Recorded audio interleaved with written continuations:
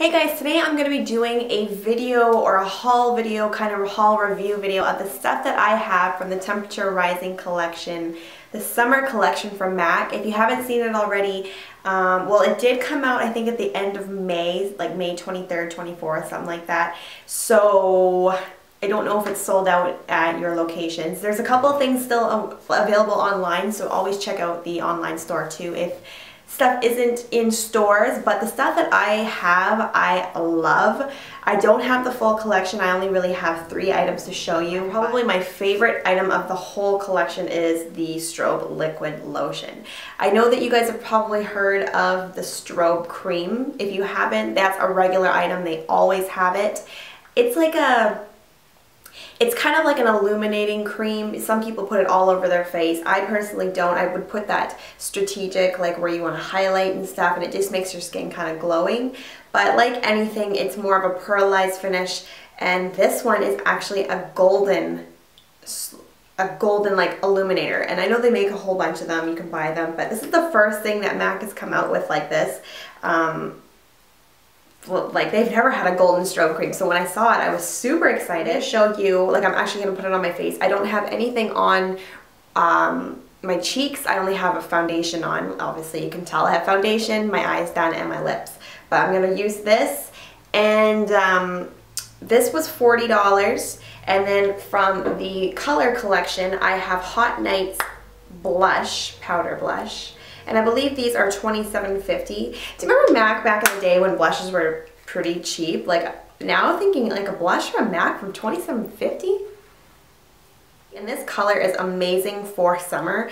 It doesn't go on obviously as bright as this at first. You can, if you're a blush whore like me, you can keep applying it to to get it darker, but it actually goes on really subtle and really pretty at first. Not that it's not pretty when you do it like crazy, but you know what. And then I have the Sun Dipped Pro Longwear Bronzing Powder as well. So this one is a limited edition. You know how sometimes with MAC they come out with their collections and some of the items are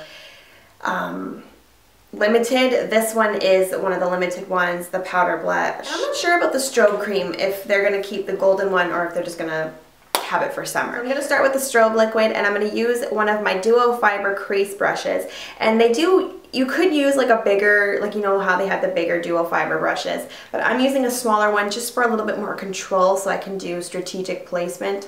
But I'm just going to place a little bit on my hand, and then I'll actually swatch it for you a little bit too so that you can actually see. The thing that I like about this is that because it's golden and it's not the typical pearlized illuminator, it doesn't go on your skin, and almost some of them add like a gray finish to them, and I'm not crazy about a lot of them, so that's why when I saw golden I was like, yes, this is awesome. So yeah, it warms up your face rather than kind of making it a little bit colder, which some do. For me anyways, maybe it's my skin tone, I'm not sure, but I'm just dabbing it onto my hand, and I'm going to place a little bit on my cheekbones. And I'm just going around in circles. That's probably just the easiest way to blend it for somebody who doesn't really know how to use a highlighter or an illuminator. And do you ever find too that that's what your problem is when you're using a liquid? That's why for somebody who doesn't use a illuminator and they kind of want to get into them, I always recommend a powder first. It just seems easier for a beginner. So if that's you, powder would be something really good to use. The Kevyn Aucoin Candlelight powder is really good for that. So what I do, because you might see that there's a little bit of a line here, I just blend it in with my finger. And that's the only thing with creams too, is that they kind of take a little bit of your makeup off. I don't know if any of you have noticed that, but it can make it blotchy. So I'm going to do the same thing right here.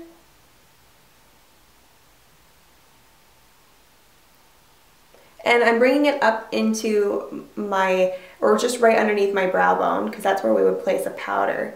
And it's just going to be a beautiful highlight. Very subtle too. So it's on the cheekbones. I'm going to do a little bit on the nose, a little bit on the Cupid's bow. You can do a little bit on the chin. Just remember too though, if you have more of an oilier skin tone, this can make you look a little bit oily. So you gotta really watch where you put it. Sometimes on the chin it looks oily, so I tend not to do it so much there.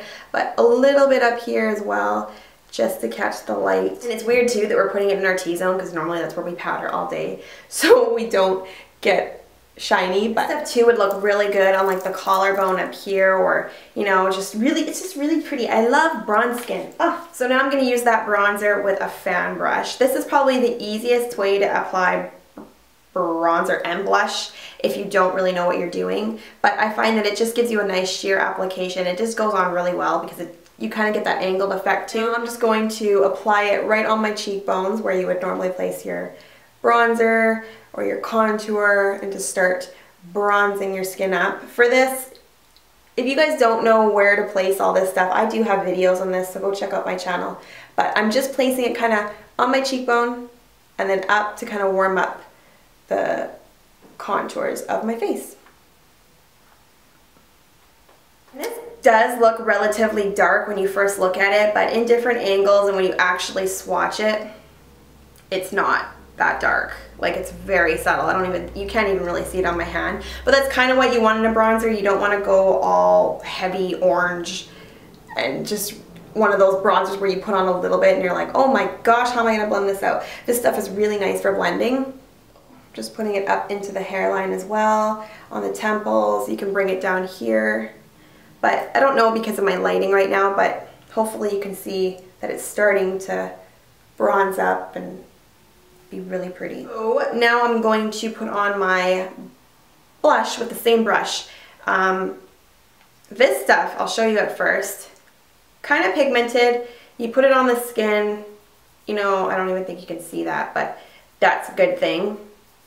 But then again, if you want more color, go crazy. But I'm going to start with a little bit, because that's always the best thing to do with a blush, especially a really bright one. And just put this on the apples, do your fake smile if that helps. And brush up. I love this color. At first I saw it and I thought it was going to be really, really bright. Almost too much for summer. I didn't know because there was a coral one too. But it's really pretty. So yeah, that's pretty much what I have from the new summer MAC collection. If you guys have more, leave it in the comments below and let me know what you're loving, or leave me a video response of your haul because I'd love to see.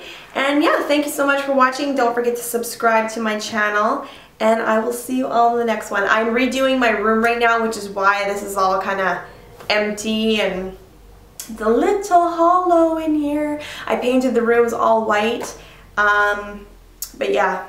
There's some good stuff coming up. I can't wait for a new room because you guys have seen my backgrounds lately, and but yeah, thanks for watching. I'll see you all very soon. Bye.